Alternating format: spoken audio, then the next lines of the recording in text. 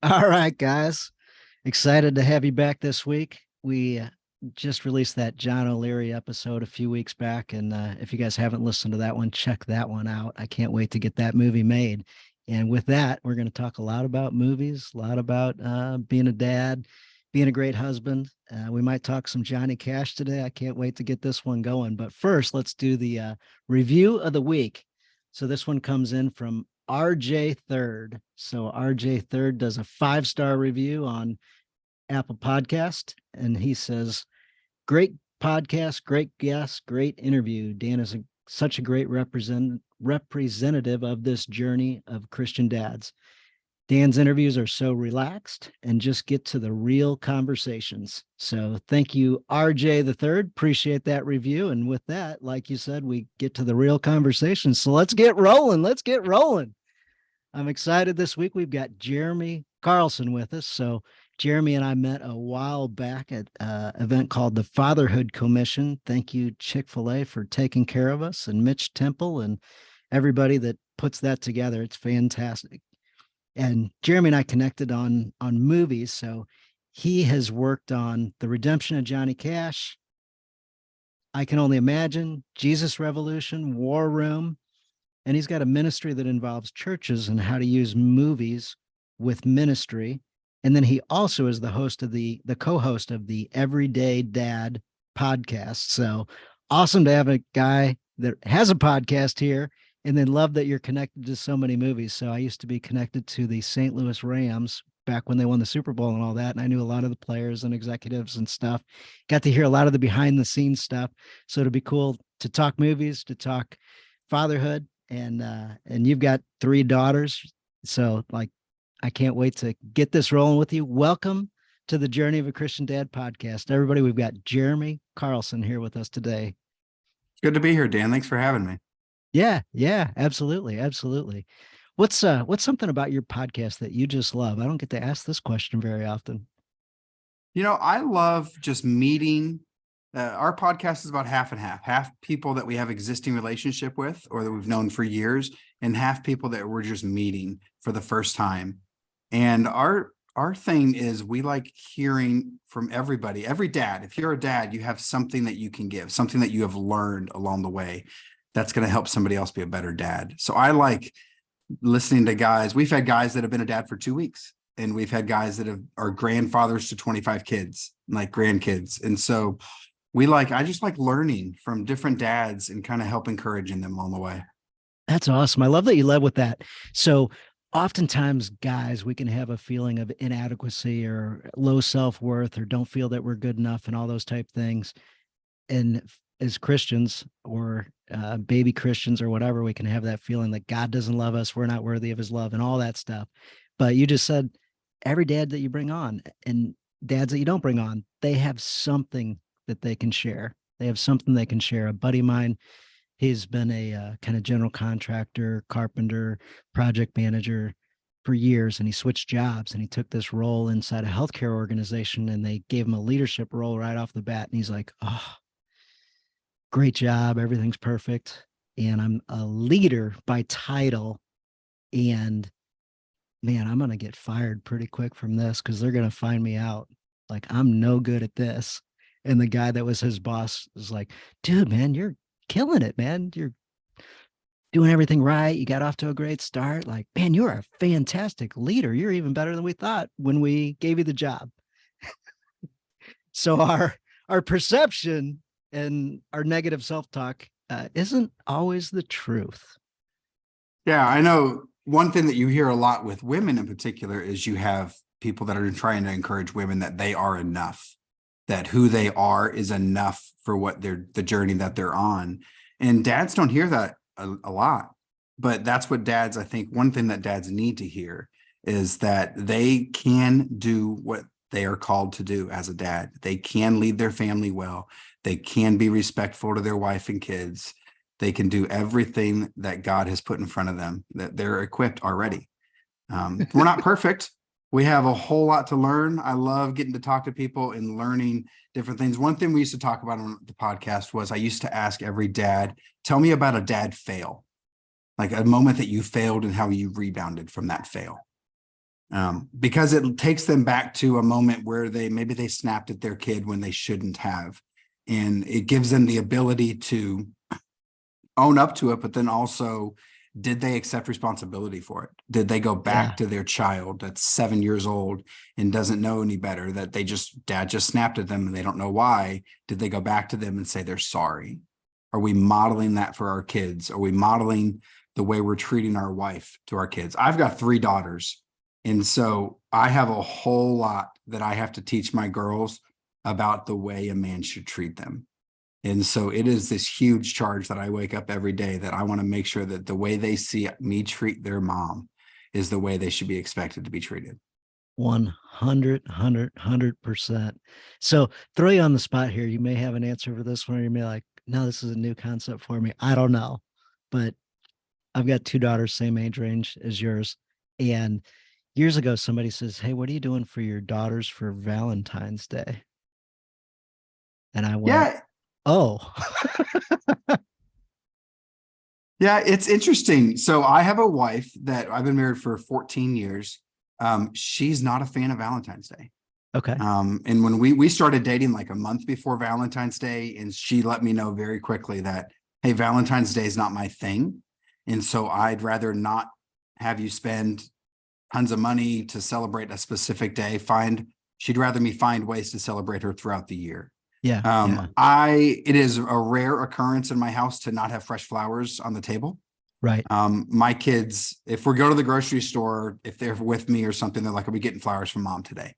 Okay. So we've got that in common. Instead of spending a ton of money on roses on Valentine's Day that are going to wilt in 2 weeks, I might spend $10 a week to make sure that there's flowers in here. So we don't celebrate Valentine's Day that well. I kind of got off a little easy because there's no pressure to it. But I still make sure my kids, because they're not their mother.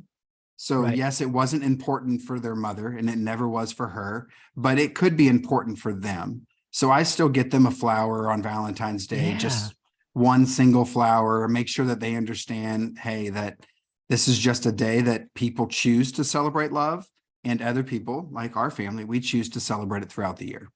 Yep, absolutely. So that's really cool that you do something individually for your daughters and make them feel, worthy, respected, loved.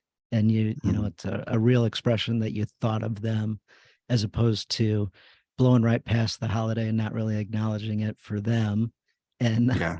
I'm glad somebody clued me into that years ago, because it's been really, really cool to keep that up every year. Yeah.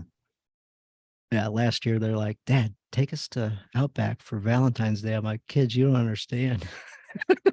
This is probably not the day of the year you guys want to actually go out for dinner. And it was maybe an hour before we got sat at the table, an hour before they took our order, and maybe 2 hours later they got us our food. It was like the worst. Yeah, I try not to go to a restaurant. Go to a Mexican restaurant on Valentine's Day. There's not that busy. But There you all go. of the Pro ones tip, that are a guys. little more Pro tip, guys. It's awesome. I love it. I love it. So tell us a little bit about movies. Like, what are some like things that you love about that, connections you've made, or just anything? We've got so many to pick from that you've worked on over the past. Yeah, so I was a youth pastor full-time for about 10 years, serving in a church here in Nashville, Tennessee.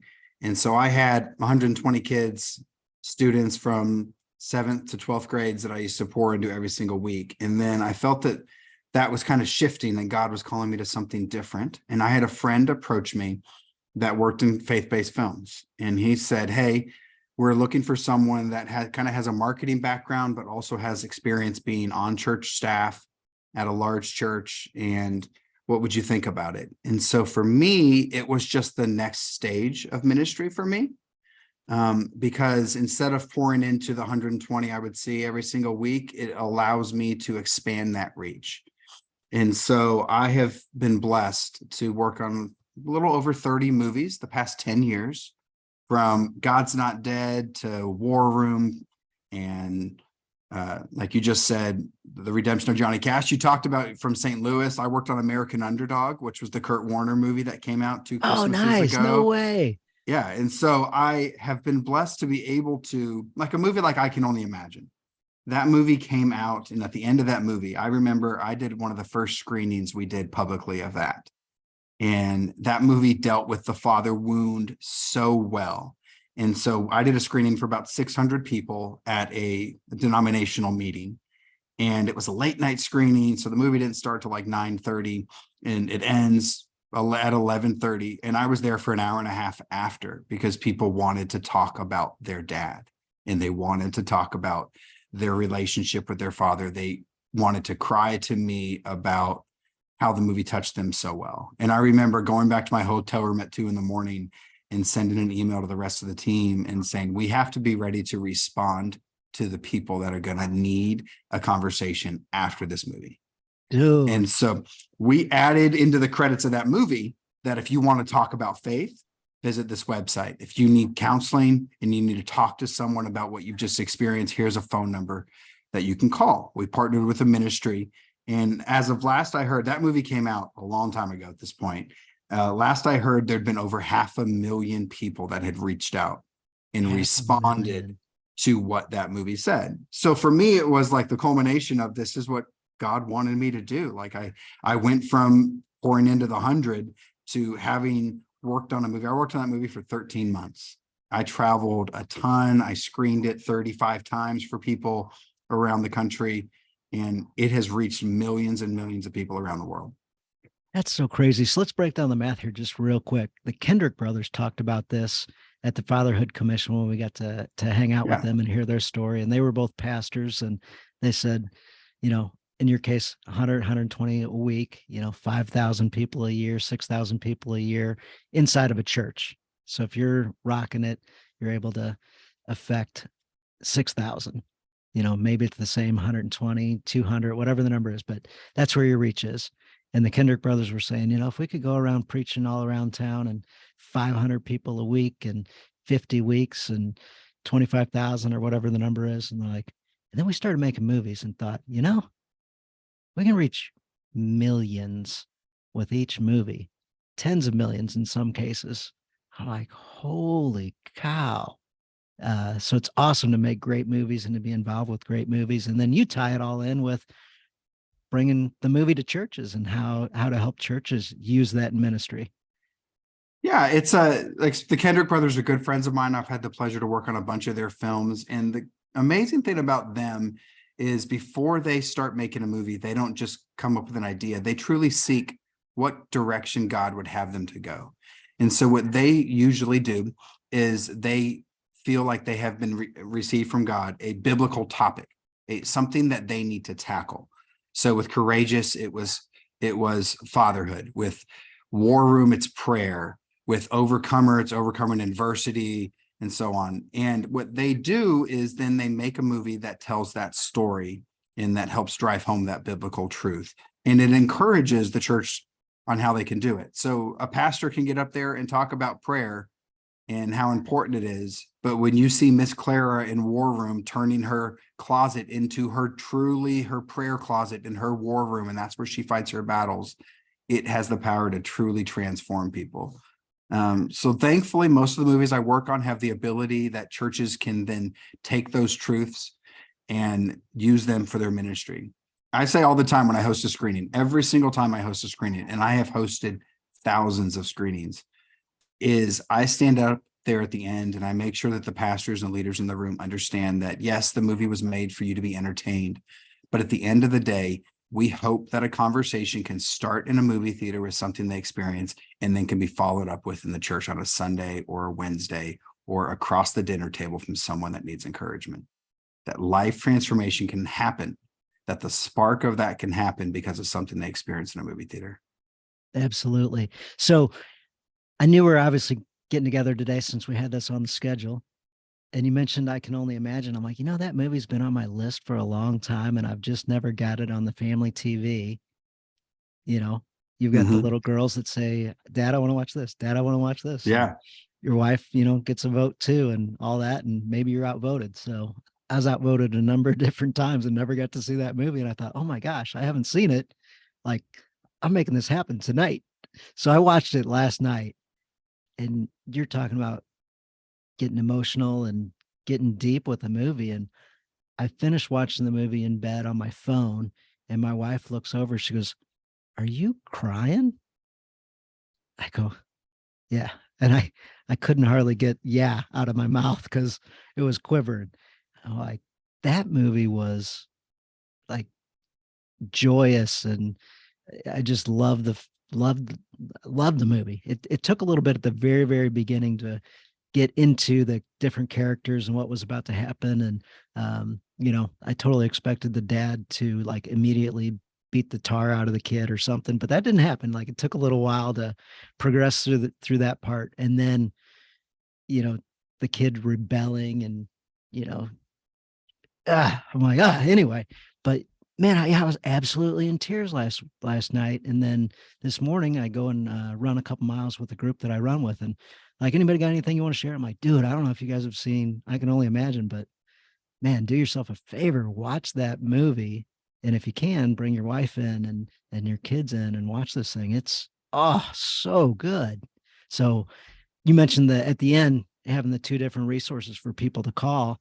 I saw that and was like, wow, this is brilliant, because there's an action step to take. You're feeling just overwhelmed and moved to do something, and the two steps right there. Yeah, and for us, that action step at the end of the movie had nothing to do with marketing. It had everything to do with the response of the person who's going to experience the film. If you go to that website, there is nothing salesy about the website. The website is, let's chat about faith and how we're going to talk about faith and how we're going to help you in your faith. And so that was something we were very specific with, that we didn't want them to send them to the movie website where they can buy tickets or they can buy the DVD or anything like that. We wanted to send them someplace where they could have someone help them talk about what they've experienced. That movie touched on the father wound so well because it was a true story. It was something that really people could see themselves in that. I'm blessed. I had a great dad. My dad is an amazing dad. He lives about 3 miles away from me. I see him a couple times a week. And he was a great dad, but not everybody has that story. And we are all different. And so being able to make something like I Can Only Imagine and work on something like that, that's going to help people that maybe don't have the great dad story in their life. And the soundtrack to that movie, so good. Yeah. So good. Yeah, I'd been wanting to see that. I love Mercy Me, and I'm like, so it was a fail on my part having not had seen that movie by now. But yeah, got it in last night because of you. So thank you. So let's talk a little bit about Jesus Revolution. Yeah, so Jesus Revolution is a movie. It's going to come out in a couple weeks. It's going to be released nationwide on February 24th. And it's a movie all about revival, about the start of the Jesus movement back in the 70s, people that got saved there. And just the heart behind the movie is we want to see revival in this country again. We think this country needs it. And we wanted to make a movie that tells this story and kind of helps people kind of reminds another generation of what happened. Because there's my grandfather got saved in that movement, and there's so many people that I've met along the way that they have a story to share about being saved in that movement. But I didn't know the movement really existed because that's not how old I am. And so we're trying to allow a new generation to kind of experience that. That funny thing about that movie, we were set to go to production with that movie in April of 2020. We were 4 weeks away from starting production on shooting that movie when COVID hit this country and we got shut down. So we couldn't make the movie because the whole country got shut down and people couldn't do anything. And so it sat there for years and years and years. And then finally, it's coming to theaters. So you and I obviously have both got to see it. I got to see it at a pre-screening, which was hilarious because they had a song in there, and the background was My Sweet Lord, and then in the background it's Hare Krishna. Yeah. The producers. See, Dan got to see a pre-screening of an unfinished movie. So we kind of always try to make people understand that a lot of times when you make movies, it takes a long time. So you have to do what's called something like you have to picture lock. You have to decide exactly what the pictures on the screen are going to be before you can do the score, before you can choose the exact music. And so you just have temp music in there. You have songs in there that are the kind of feel that you're looking for. And one of the editors put My Sweet Lord in there, which is not a Christian song. Not at But it all. was Not even because close. not at all, not even close. It's the opposite. By title, yes. By Yes. And I think, and it was just a matter of hey, this is the type of feel that we're going to need for this moment. And so, we screened that version of the film for a while. And every single time you had someone come up and be like, hey, you realize that's not a Christian song. And it was like, yes, we do realize it is not a Christian song. It is not going to be in the movie. It is just the temp music. I remember early screenings of other movies, and it's like, that sounds like the Braveheart soundtrack in the background. And it is, because that sounds like the Lord of the Rings, even. And it's because the filmmakers or the editor like that type of music. They like those films. And so they just throw that in there as background music because someone's going to do the score later. So, yep. That's nice. My wife was sitting right next to me, and I start elbowing her as soon as that song came on. I'm like, honey. She's like, what? I'm like, this song. She's like, it's cool. Like, it kind of fits with the theme of the movie, and yeah, it's good. I'm like, no. And then at the end, they're like, all right, anybody got any feedback on the movie? Anything needs to be changed? And the whole audience is looking at each other like, yeah. And the Josh, I think, was up front. He says, hey, this the last song, or the second to last song, is that what you guys want to talk about? Yeah. Yep, that's it. It's like, we had screened it enough that we knew that was going to come up. So we just try to head it off the pass. Yeah, it was great. And I think the explanation was, yeah, we know how it was picked. We told them filter out for these kinds of songs and look for ones that don't cost a fortune. And somebody suggested one, and the guy goes, we can't use that one. That one costs too much. Yeah. I'm like, how cool to get into the behind the scenes movie stuff and understand that you do have dollars and cents you got to worry about. And sometimes that's how songs get selected, and then, maybe get super popular because of a movie, and the song might not have been all that popular. Anyway, that was really cool to kind of get the before finished cut and kind of share that experience and know that about the movie. So that was really, really fun. What was something that you took away from the movie that you just thought was like the coolest thing? The movie, it's about Greg Laurie and Chuck Smith. It's kind of the start of Calvary Chapel, and Greg Laurie. So back in the day, guys, we're talking the hippies, like the straight up hippies. We're going for like all of it. We want the truth. We want, what makes people happy. And the answer they came up with was sex, drugs, and rock and roll. Let's roll with this for a while and see what happens, because this is the truth. This is what brings out our true self, and blah, blah, blah. And all, everything the hippie stood for. And, so this isn't, some super whitewashed movie that strips away everything about the hippie culture. Like, it's got stuff in there. In my opinion, kids can watch it. I think it's visible, but not glorified, if you will. And it shows a couple things in the movie, like the side effects of being wasted and driving a hippie van, a VW bus. You run into stuff.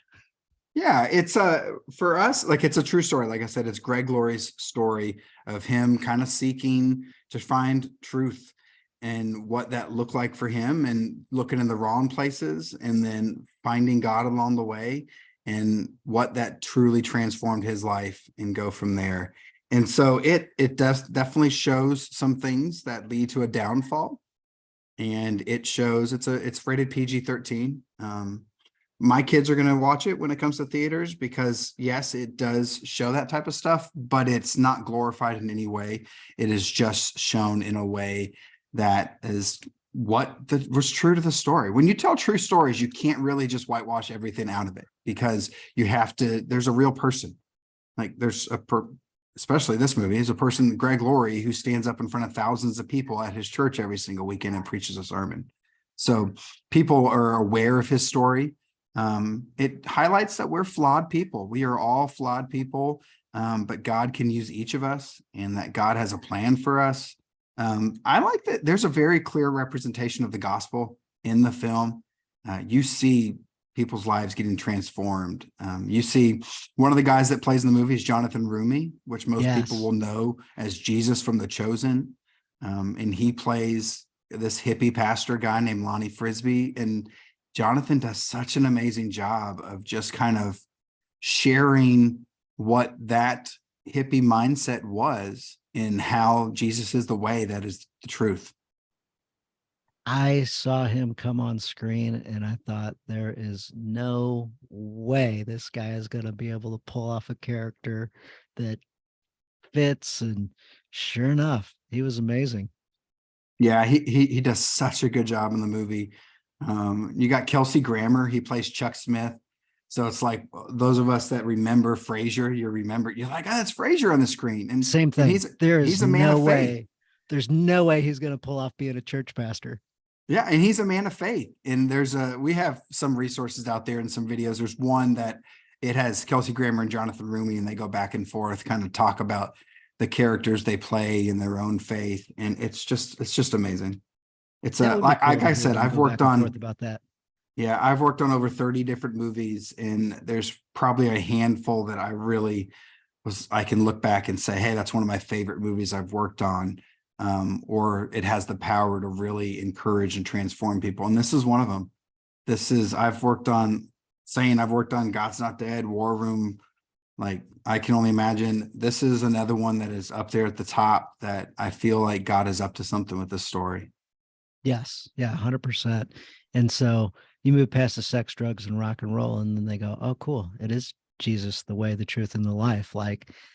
And points right to it and shows kind of the progression. And the funny thing is, you being younger, you're like, I don't remember all that stuff from back in the day. I caught the tail end of it. So I can remember, a lot of the stuff. I remember the Time magazine cover that came out and said, God is dead. And then a few years later, the embedded reporter stayed with him this whole time. And then the cover was Jesus Revolution. And I'm like, yeah, I remember hearing about that stuff when I was a kid. And just absolutely amazing the way that they were able to recreate what it was like back then. And I think they did a really, really good job. Yeah, one of the cool things about it is it's being distributed by Lionsgate, which, if you're familiar with Lionsgate, that is one of the top 7 Hollywood studios out there. This is the same studio that made The Hunger Games. This is the same studio that a couple weeks after Jesus Revolution hits theaters, you have John Wick 4. And so they make these movies and they release these movies that aren't the most uplifting, but they can be huge blockbusters. And they funded the making of a movie that the title is Jesus Revolution and is all about revival. So it's like they're funding us getting the word out there about revival. And it's amazing. So to be clear, guys, he just said Lionsgate funded the movie. So he used the word they, but they is referencing Lionsgate. I was floored when I found that out. Yeah, it's an amazing, it's really a God thing that they came alongside the story and they are believing it in enough to resource it and get it out there to as many people as possible. Yeah, it's awesome. And they've funded some other Christian movies as well. They have. Yeah, that was shocking to me. I had no idea. Yeah, they actually released American Underdog. That was with Kingdom Story Company, just like this one is. They released a movie called I Still Believe, which was about Jeremy Camp and his story. Yeah, dealing with loss. So yeah, super, super cool. You mentioned War Room. War Room, was that the one where they ran out of money while they were filming it? Yeah, the Kendrick brothers have told that story many places, that they wanted to start filming the movie, because when you make a movie, you can't just be like, hey, we'll start on Monday. Like, you have to start with pre-production weeks and weeks and months ahead of time. And that one, the funding hadn't come all the way through from the distributor at the time. And so Steven, the distributor he talked about was Sony. Was Sony, another one of those. Sony's got plenty of money, right? Yeah, but there's agreements that have to be in place and budgets. All that. But yeah, all I'm pointing out is the fact that if I'm making the movie and I'm thinking Sony's got my back money wise, and then I say, hey, I need more money, and you told me you'd give me this much money, like, the check's coming, like, I don't have to worry about that. And then things changed. It took forever for them, and they just were like, we have to start going. And so they, Stephen and Alex Kendrick, basically took their life savings from each of them and what they had made from past films. And we're going to start production, because you have to pay people every single week. And so they started production, and they got to a moment that they were going to run out of money the next day. that there was not enough money in the bank. The check had not come from Sony yet. And they truly were, they tell the story so well. I'm going to do a bad job out of it, but they were sitting in a car and they were praying, and they got a random phone call from someone, and they just wanted to check in and see how the guys were doing. And they said, I'll stop you there for just a second. So they literally were praying for like 30 minutes or something. Like, yeah, it sounded like the Passion of the Christ, where they're like emotional and in tears. And the accountant had just said, "Hey, you want me to tell the guys, wrap up the set and you ain't getting a check this week and deal with it?" And they're like, "No, no, we don't want to go to that move yet. Oh, what move yeah, are we going to use?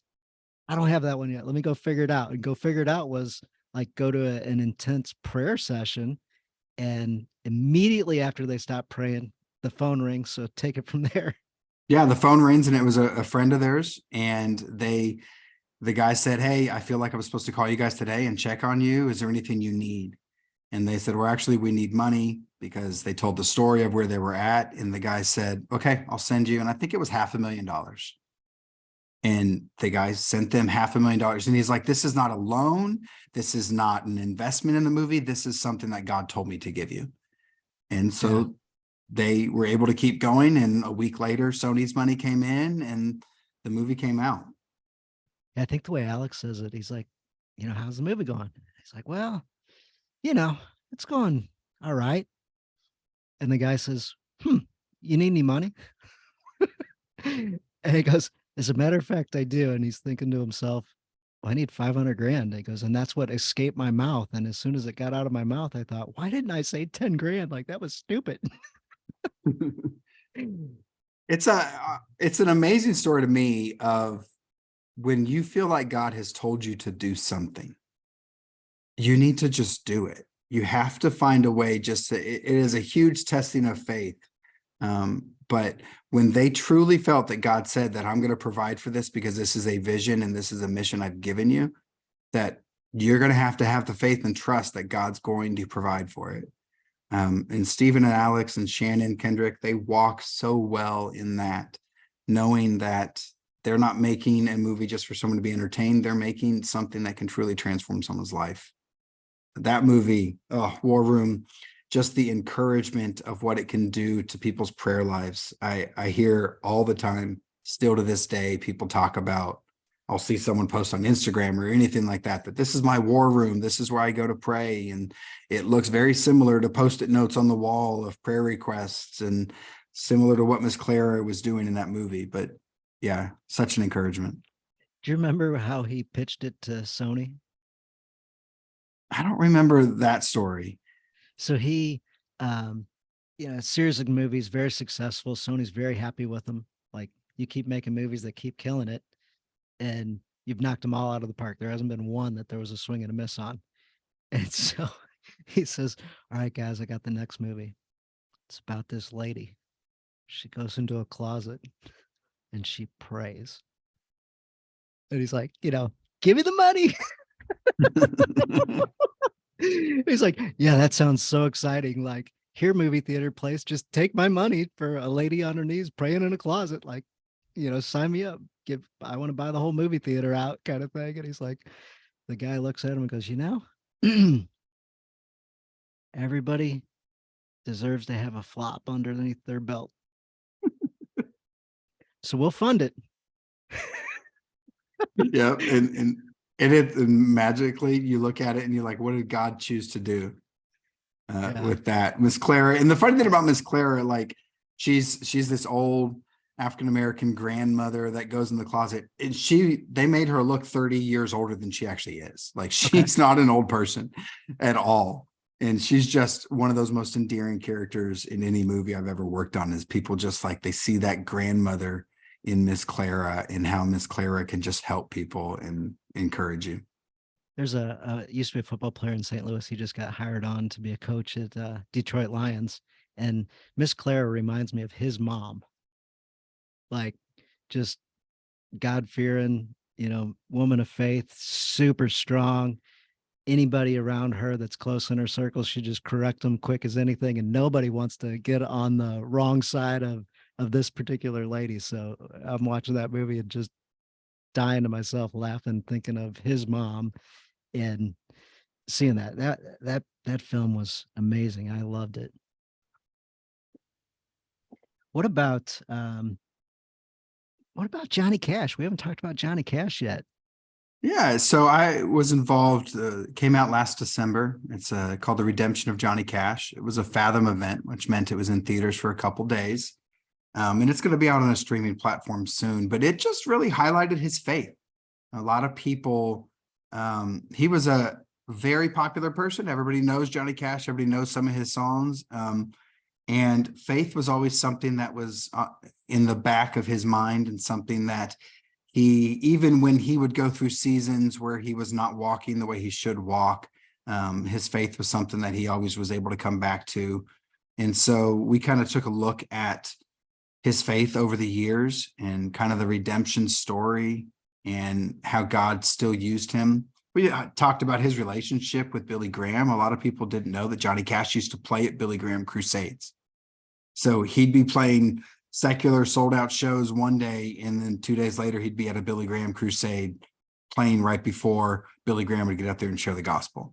And so we talk about that, and we just really highlight it's a messy movie because he was a messy man. Like we don't shy away from, like, he committed adultery. He with June Carter Cash, like in their relationship, and kind of how he was still being able to be used by God.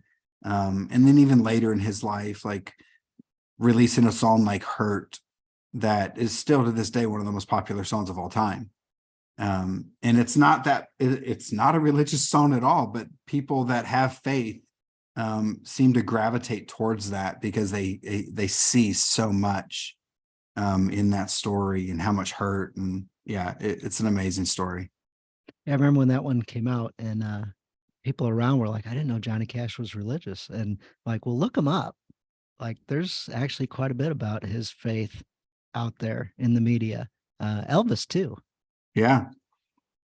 They're just larger than life characters, and they're so famous and so successful on the music side that sometimes their faith gets lost because it's not something that they're going up there and saying every single time they're in front of a microphone. But that's why we wanted to tell the story, is just to be able to allow people to hear a little bit more of a glimpse. There's great documentaries about Johnny Cash out there. There's great movies about his life out there, but none of them that really touched on his faith. Yeah, that was really cool. I had no idea before, a few minutes before we got to record, that you were involved in that one. And that one's another one that I want to see here soon. So glad to know it'll come out on streaming here very, very soon. Yeah, like I said, I get to work with some of the most amazing filmmakers and tell some of the best stories out there, and just kind of help people find a way to, like, we kind of talk about how we want people to be able to find and follow Jesus in what we do. So there's going to be someone that's going to watch a documentary about Johnny Cash because they love his music, and they're going to see themselves in that story, that it's okay to stumble, it's okay to fall, but to have the backbone and be in community with the Heavenly Father is going to be the best way to go about it. Yeah, absolutely. So you're talking about huge songs out there. I didn't know that I Can Only Imagine is the number one sold Christian song and most listened to Christian song ever. Most people don't know. Everybody knows the song. But that song was such a crossover hit because even if you're not a person of faith, if you're experiencing loss, that song would be played at a funeral of someone that never stepped foot in a church, because the family that is grieving would see comfort in that song, because it allows them to think about their loved one being in heaven and what they can imagine what it's going to be like, and so on. That song was such an amazing thing to be able to tell the story of the writing of that song and what went into Bart and Mercy Me and how they wrote that song and just the story behind it. It was amazing. As I'm listening to it last night in bed, my wife, that song comes on and my wife goes, "Ooh, I love that song." You hear the first couple piano notes of that song and you know exactly what song it is. Instantly recognizable. Yep. Yep, instantly recognizable. So that was really, really cool. And in the movie, I don't think this is a spoiler, guys, if you haven't seen it, but he's got his little journal out. And in this journal, there's like little one sentence things and stuff. And then out of nowhere, he gets this look and he looks up and he's like, okay, God. And he just knocks out the lyrics to I Can Only Imagine. And he tells Amy Grant, she's like, there's no way you wrote this song in 10 minutes. Yeah, Um, and that's the true story. It is like it was not sensationalized for a movie. That is the true story. Is Bart was on a bus and sat there in his journal and was flipping through pages and kind of reeling with his own grief, and that song came to him that quickly. yeah, yeah. I just thought that's funny how every page has got like one little sentence, maybe a question. And then he hits that page and just fills it up with the song. And I'm like, that's so cool. Have you ever had a spot where you just felt like you weren't actually doing it, that God was doing it, and you was sort of getting the words coming out of your mouth or getting the words, on the typewriter or computer or writing it out, or maybe you're working with your family or your kids and you're like just overcome with like the Holy Spirit working through you. Yeah, I've had a couple moments in my life that I can really look back on. Even back when I was a pastor full time at a church dealing with youth, I remember one night speaking at a summer camp and walking and not remembering what I talked about that night, but remembering 20 students got saved. And I remember walking outside of the chapel and just having a moment of that I was so overcome that I had been able to be used by God and not even remember looking at my notes one time to know what I said. Mm, mm. So there's definitely been a few moments in my life that thankfully I can look at and understand that it was not me. It was kind of the Holy Spirit working through me. Did you have somebody come up to you afterwards, maybe an adult, that said, look what you did? You did amazing. Yeah, and those are the moments that in the flesh, it's very easy for you to be like, thanks. But really, I've had people talk about that specific night. I've had students that I'm still involved with. They're not students anymore. They're in their 30s now. And I've had ones that I've talked to that, hey, it's not me. Like that was specifically that night. That there is nights as a pastor and a youth pastor, there's times that you're muscling through a sermon or a lesson because you're trying to teach something. But that was one of those nights that anybody ever asked me about it, that it was not me, that was God working through me. And that was something to be grateful for. I When that happened in the movie, it instantly reminded me of a time that was pretty recent. And my family went on a beach vacation, got there the first day, later on in the day, went out in the afternoon and ran straight to the beach. So like we set our bags down and just ran to the beach. And we took the little beach cart out. And I very carefully put my wedding ring underneath some shoes that I put in the corner of the cart. So there's, 12, 16 inches of height in a corner, covered, packed, wedged. And then I go out and play in the ocean. Like, and I come back hours later and I go to get my ring and it's gone. There's nobody around.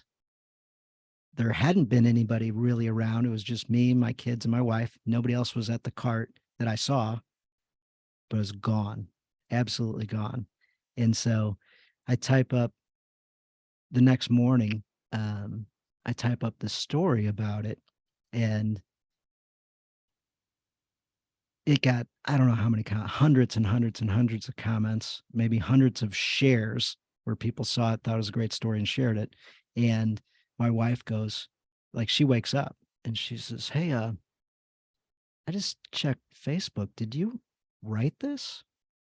I I did. I don't know how many words it was, 1,000 or 1,500 words. It was a wordy post. And she goes, this isn't like you. Like, it's like somebody else wrote this. I said, honey, somebody else did write this. I was the one physically typing, but I really don't think I wrote this. Like, uh, she goes, how long does it take? I'm like, took about an hour, but I think I was just there. I was just passing words through me. Like these weren't really, I didn't really think about this story. It just happened. And, all the emotion and the anger and all the stuff. And the ending of the story was some random guy from a workout group that I'm a part of in St. Louis says, hey, I can't help you, man. I post on social media inside like the beach area community. And some guys like, hey man, I can't help you at all. But I know this guy that might be able to. And he tag some other guy. And sure enough, that other guy calls me and he's like, hey, man, I can't get there right now, but I could get there in like an hour and a half or whatever it was. I'm really sorry. I can't get there right now. Sure enough, brings a metal detector down to the beach and swipes it a few times. And like, holy cow, we may have just found it dug down just right there. And like, unbelievable what had happened. Somebody grabbed something out of the thing, lifted the ring. It fell right over the lip of the little wagon, and I got my wedding ring back. But yeah, I was super upset. You've had your wedding ring now 14, 15 years. Yeah. I wear a rubber one most of the time, just for that exact reason that if I lose it or something, I'm an active dad. I coach my kids' softball teams. So a lot of times I'm like, hey, I just kind of have this little rubber one that I wear. Yeah. And then I'll wear my other one a couple days a week. I just kind of switch back and forth depending on what I'm doing those days. So Yep. That makes sense. That makes sense. One of the comments some of the guys made was that thing comes off. Like they wear theirs all the time, under every circumstance. And mine's certainly a on-off type of ring, depending on the physical activity that I'm doing. I coach the softball team, so I won't wear my ring when I do that and that kind of thing. But yeah, you get attached to it, man. You It do. wasn't the dollar amount of it. It was the fact that that one was the original ring. Like I want Yeah. that one. My wife's like, I'm gonna shop and find you a nice ring. I'm like, no, I'll go get one for $1. Like I don't care about what it looks like. I care Yeah. about the relationship. Yeah, absolutely. So you like to ask dads on your podcast, what was a dad fail that you want to share? Oh, So you're turning it back on me. yeah, absolutely. The biggest moments that I have, and it's been a couple times. I've got 3 daughters, like I said, been a dad for almost 11 years now.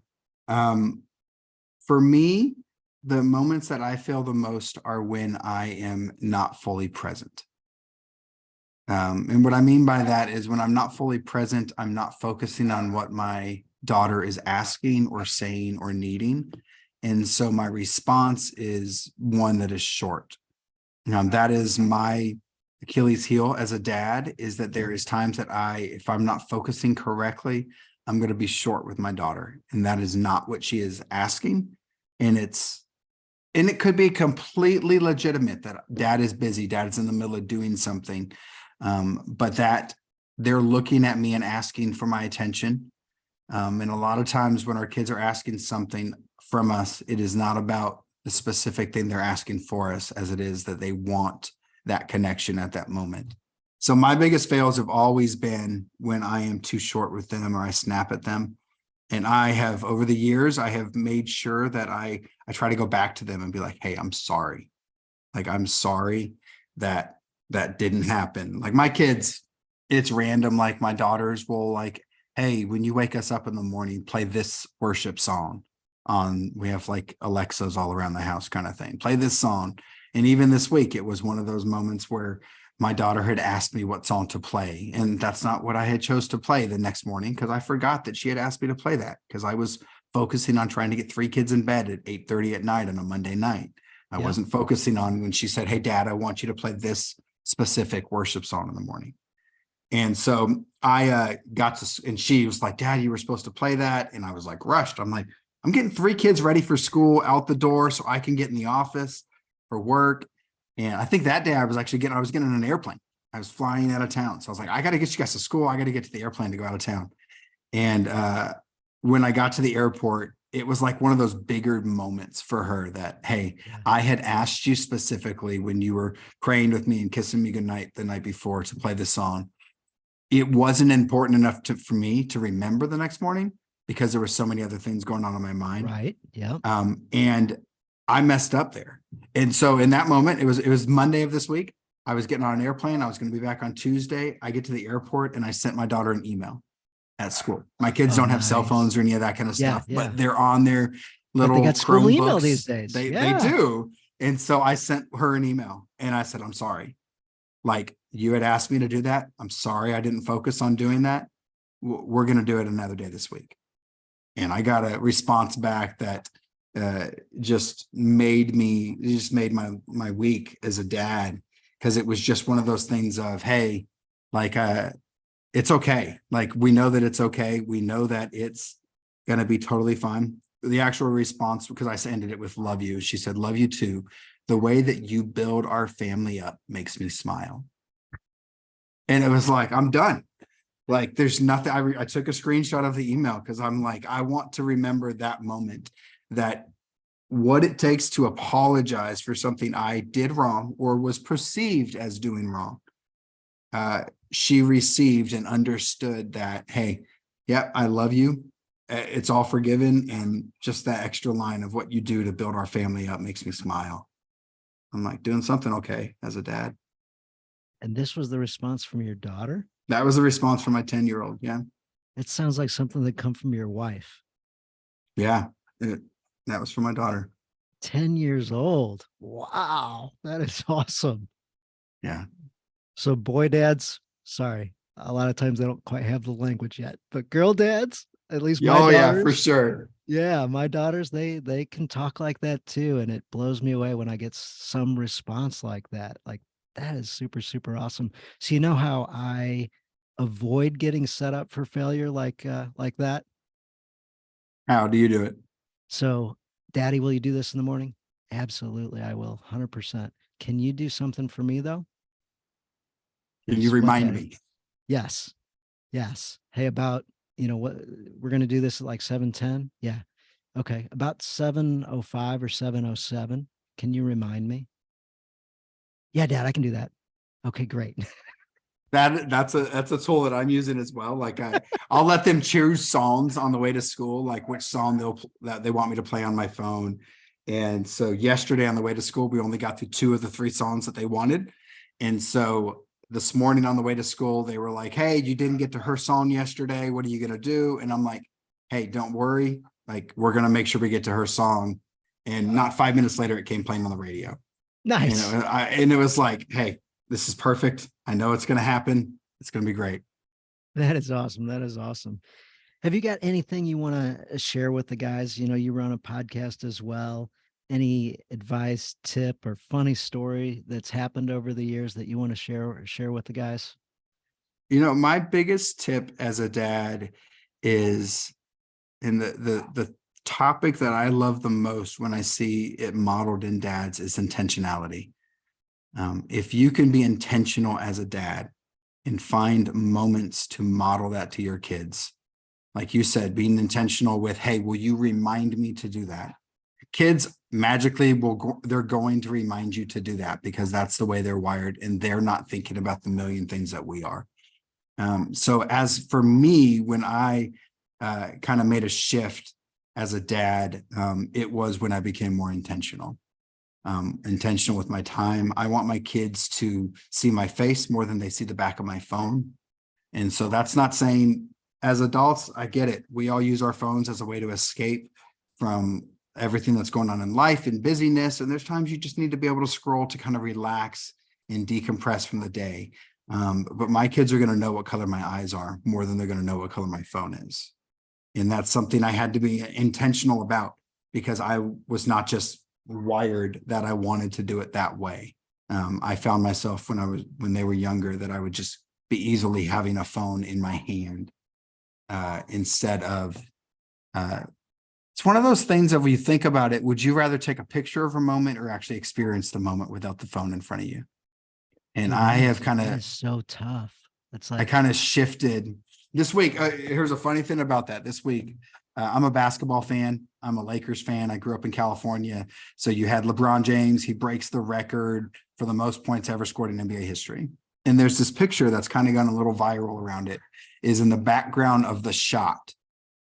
All you see in the people in the stands is everybody has their phone up, because everybody wants to for themselves. They want to capture that moment so they can see that they're there and remember it. And there's like 6 kids that you can see in the picture that when you zoom in different places, they're too young to have a phone and their eyes are so big and it's so going to be burned into their memory that they experienced it and they didn't have a phone in their hand. And it was like, that's a really good reminder that sometimes we need to be more present by actually being present and not just being in the same room. Yeah, you bring that up, and it reminds me of this last summer here in St. Louis. Albert Pujols did a few things, Yeah. winding his career down, and just had an amazing final couple months of the season. And we're at a number of the games, and something would be happening. I'm like, do I have to record this, or can I just experience it, or is this the one where he's going to hit 700, or what's going on? And it was a struggle. I'm like, what's the thing where I'm going to get the most enjoyment? Am I going to miss not having the video? Am I going to that was challenging. And I'm not saying one is right and one is wrong. Like there is something about capturing the moment so that you can have it for years to come. Because honestly, say you were at that and you saw him hit 700 and you had a picture of it or a video of it and you're there with your daughter, like that's something that 20 years from now, you can still tell the story and you guys can look at the video together and be like, hey, remember when we saw this? And Yes. so there's nothing that's wrong with that. I just, for me, it's something that I kind of was challenged at to make sure that I am more present. And I still have a ton of pictures of kids on my phone, and Yeah. videos and in moments and things like that. So I'm not missing those. What I just find is if I'm going to take my phone out, I'm going to snap a quick picture and I'm going to put it back in my pocket. And I'm not just going to try to capture every moment. I'm going to Guys, try to capture. quick thing on the phone. Actually, I got a couple quick things. One quick thing is take pictures of your wife. So take action shots of your wife around the kids. Like she's often the one behind the camera. And she And never has a picture of herself doing something yes, like that. yeah, absolutely. So that was a gem somebody gave me years ago.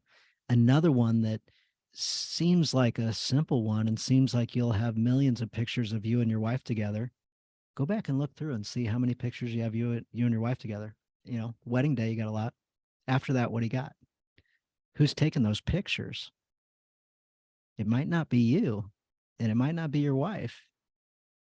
And if somebody else isn't doing it, you might not have that many where it's just you and her.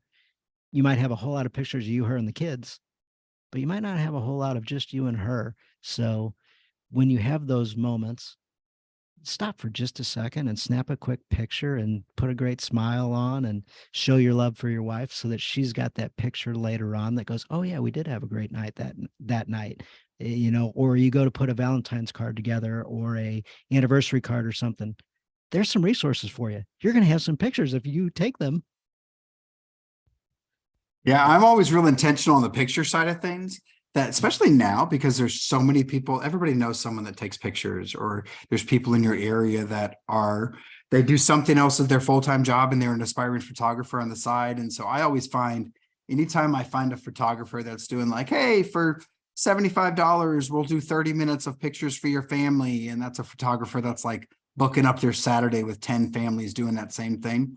I always will try to find a way to make those work. Because I'm like, one, we're going to take pictures of the family, which is something that is very important to my wife.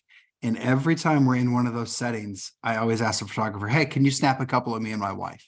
Just us. Yes. We're going to take a picture real, like they might have to wrangle the kids to be looking in the right place and smiling. But my wife and I are both in our 40s. We know where to look. We know how to smile and we know how to be ready. And every single time I've had a photographer that's like, yeah, you pay this much money for 20 pictures. I might get 20 pictures of the family and I'm going to get 10 pictures of my wife and I, because they thought it was such a cool thing that, hey, he wants to like be present with his wife, that she doesn't have to be holding a kid in every single picture she takes for that 20-year segment of her life. I do the same thing. And we just did that at Christmas. And my wife looked at me like, it's cold outside. It's blah, blah, blah. And I said, honey, I love you. Like, I really would like this. And she goes, me too. And Yeah. so it was kind of that opportunity to show your love where she actually feels it, and she feels it in front of a stranger. Like you honored me in front of a total stranger. And, photographer oftentimes is a woman, and the woman's like, "Oh, look at that, wonderful husband." Yeah. And what are you teaching your kids?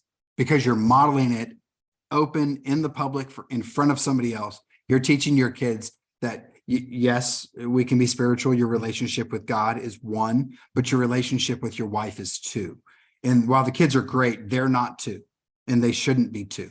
Like my daughters are amazing. I love them with everything inside me, but I'm a better dad when I'm a better husband. Did you have to have that conversation with your wife about 1 and 2 and 3?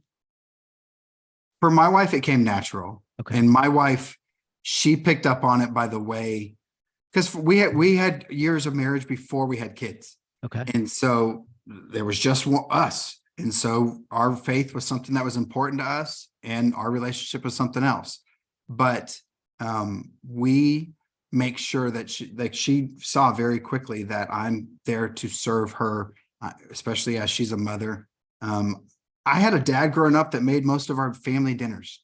And that's something that I saw modeled. That was his way to serve my mom after having 3 kids at home all day, like be able to take that off her plate. And I cook the majority of the meals in our family. I love cooking. We have conversations about, hey, what do you want for dinner?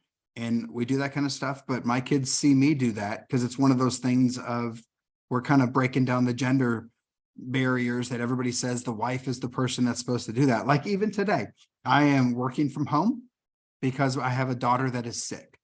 And this morning at 5:30, when my wife was talking to me about she's sick, we need to take her to the doctor, there was no hesitation in my mind of, well, sorry, my job's more important than yours. You need to take the day off so that you can take her to the doctor. I said, okay, I have 2 different meetings today that if we could schedule the appointment around those meetings, that's great. If not, I've got her. Nice. So this morning, I dropped the other 2 kids off at school. I went and grabbed my laptop from my office at work, and we went to the doctor, and she's in the other room right now. And there's no reason that we need to put that burden on our wives, that they have to be the person that is solely responsible for things like cooking or cleaning or taking care of a kid when they're sick.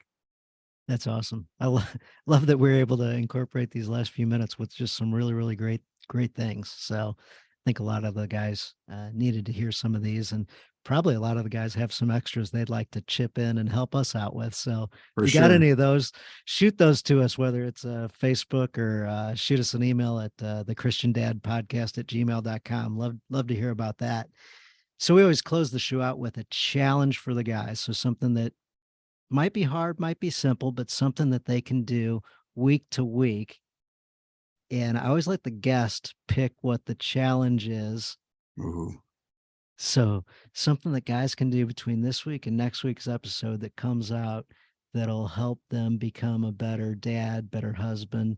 Could be a faith challenge, could be a sports challenge, could be a fitness challenge, just kind of any sort of thing that might be even completely stupid, useless, and utterly pointless.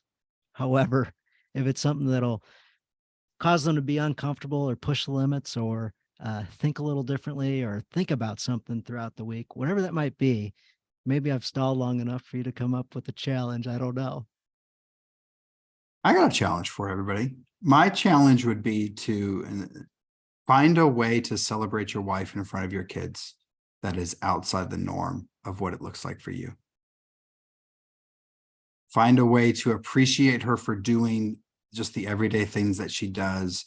Find a way to, and you have to do this publicly in front of your kids, because that is what really is going to model it. And they're going to see it, and they're going to understand that part of a healthy marriage and a healthy relationship is that. And so find a way to surprise your wife by saying, if you're the guy that doesn't say all the nicest things in the world in front of your kids, find a way to do it in front of them publicly. Like, even if it's, hey, thanks for making dinner tonight. Thanks for washing the clothes and folding them. Thanks for making sure the kids got in bed in time. Something like that. Find a way to do that. Yeah, absolutely. The way it's going to make your wife feel is going to pay dividends down the road. Absolutely. Absolutely. I love that challenge. I love that challenge. So when John O'Leary was on a little while back, he talked about having a book that he wrote something about his wife every single day for the entire year. And that was her Christmas present. That's So he awesome. wrote, I love this about my wife. My wife did this. I appreciate this about my wife. And on his podcast, yes, what people will take out of the house if there's a burning fire. So all the kids are out, all the animals are out, and what would be something you'd run back and get one item. And so I asked that question to him, and he's like, man, I go back in and I'd get that book. Yeah. So, the little book or journal cost 20, $30 or whatever. So no Good. monetary value, but it was Yeah. all the thoughts and love that he put into that his wife appreciated so greatly. So I love, love, love your challenge. Thank you so, so much for coming on with us. I appreciate you sharing your time, especially with knowing you got a sick one in the other room. So you had a real easy way to go. No, I got to call out today, No, reschedule. it was important to me. So Awesome. Well, I appreciate it a lot, and thank you for your part in all these different movies. And guys, February 24th, Jesus Revolution will be out.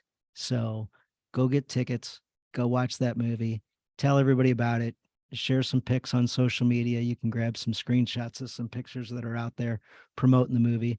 The name is Jesus Revolution. Yes, the Kelsey Grammer's in the movie. Yes, Jonathan Ruemi is in the movie.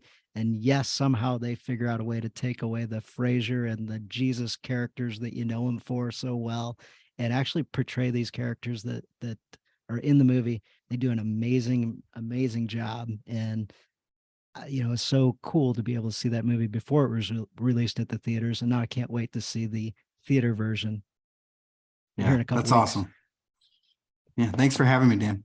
Yeah, absolutely. My pleasure. And guys, I'll put Jeremy's info in the show notes, and we'll link his The Everyday Dad podcast in there as well. So thank you guys for listening this week. Dive into that challenge, get that one accomplished by next week. And as always, thank you so much for dropping in those reviews on Apple Podcast. Have a great week. God bless you guys. Bye-bye.